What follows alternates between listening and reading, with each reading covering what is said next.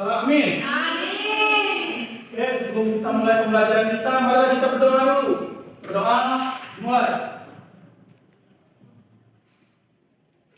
Amin, selesai.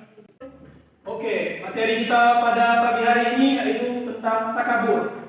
Sebelum itu, tujuan pembelajaran kita pada pagi hari ini yang pertama, siswa dapat memahami pengertian takabur. Yang kedua, siswa mengetahui dampak negatif dari takabur. Dan yang ketiga, siswa dapat memperhatikan cara menghindari takabur. Sebelum itu, ada yang tahu arti dari takabur? Ayo. Ya, Wanda, apa itu takabur? Sombong, Kak. Sombong, ya, silakan. Sifat tercela, Kak. Betul, baik. Ya, Kevin, sombong. Sama. Terima kasih ya. Saya akan menjelaskan pengertian dari takabur. Takabur berasal dari bahasa Arab, yaitu takabaro, takabbaru, yang artinya sombong atau membanggakan diri. Menurut istilah, takabur adalah sikap berbangga diri dengan beranggapan bahwa hanya dirinya lah yang paling hebat dan kuat dan benar dibanding dengan orang lain. Oke, selanjutnya kita akan membahas dampak negatif dari takabur. Takabur memiliki dampak negatif yang besar bagi kehidupan seseorang baik di dunia maupun di akhirat kelak. Yang pertama dampaknya yaitu dibenci oleh Allah Subhanahu wa taala. Orang yang takabur akan dibenci oleh Allah. Hal itu terdapat dalam Quran surah Al-Isra ayat 37. Selanjutnya dijauhi oleh orang lain. Orang yang takabur akan dijauhi oleh orang lain. Hal ini karena orang yang takabur biasanya suka merendahkan diri. Oke. Selanjutnya terhalang dari hidayah Allah Subhanahu wa taala.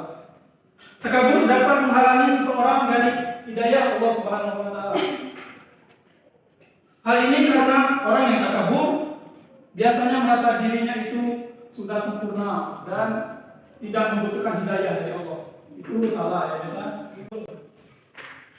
Selanjutnya ditimpa musibah. Orang yang takabur biasanya akan tertimpa musibah. Hal ini sebagai bentuk hukuman dari Allah Subhanahu wa taala agar mereka itu bertobat.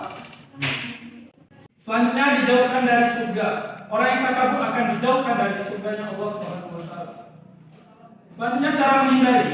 Di sini pada anak-anak ada yang tahu nggak cara menghindari sikap takabur? Nah, silakan.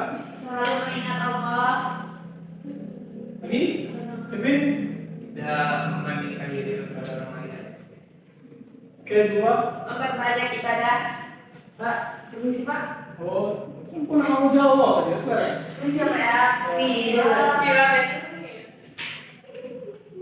Oke, sepertinya kalian sudah sedikit memahami ya cara menghindari takabur itu. Ada beberapa cara untuk menghindari sikap takabur ini. Yang pertama, menyadari bahwa nikmat dari Allah Subhanahu wa taala. Silakan. Salam. Semua nikmat yang kita miliki, baik berupa harta, kedudukan, kecantikan, ketampanan, dan sebagainya adalah berasal dari Allah Subhanahu wa taala. Selanjutnya, merendahkan diri di hadapan Allah Subhanahu wa taala. Kita harus selalu merendahkan diri di hadapan Allah hari ini dengan cara selalu mengingat Allah bahwa kita adalah makhluk yang lemah dan tidak berdaya di hadapan Allah Subhanahu wa taala. Baik, misalnya membantu orang lain adalah salah satu cara untuk menghindari sikap takabur.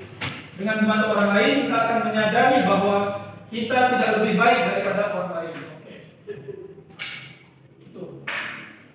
Selanjutnya, ada yang tahu? Apakah di sini anak-anak tahu tentang hadis takabur? Tidak. Tahu? Oh, tidak tahu. Oke. Saya akan membacakan ya. Hadis dari takabur. An Abdillah ibni Mas'ud. Ani Nabi sallallahu alaihi wasallam qala la yadkhulul jannah man kana fi qalbihi mithqalu dzarratin min kibri. Yang artinya dari Abdullah bin Mas'ud dari Nabi Muhammad sallallahu alaihi wasallam bersabda, tidak akan masuk surga orang yang di dalam hatinya terdapat kesombongan walaupun sebesar zarah. Hadis riwayat Muslim. Oke, itulah hasil kita pada pagi hari ini. Pak mau bertanya. Oke, sebentar ya, sebentar. Oke, itulah materi kita pada pagi hari ini. Sebelum itu, saya mau bertanya pada kalian. Apa yang dapat kalian simpulkan dari materi yang Bapak bahas barusan ini ya? Silakan, ada yang mau? Oke, silakan Anda. Takabur itu berarti sombong, Pak. Yang berarti dia tuh menganggap dirinya sendiri itu lebih hebat dari orang lain dan lebih meremehkan orang lain karena dia merasa lebih hebat. Oke, beri aplaus dulu untuk saudara. Oke, sekian yang dapat Bapak sampaikan. Karena waktunya sudah habis ini ya, jadi kita pulang. Mau pulang semua? Berapa? Bapak ini pulang ya. Oke, terima kasih. Lebih dan kurang saya mohon maaf. Pada Allah saya mengampun. Kita sama-sama mengampun ya. Assalamualaikum warahmatullahi wabarakatuh.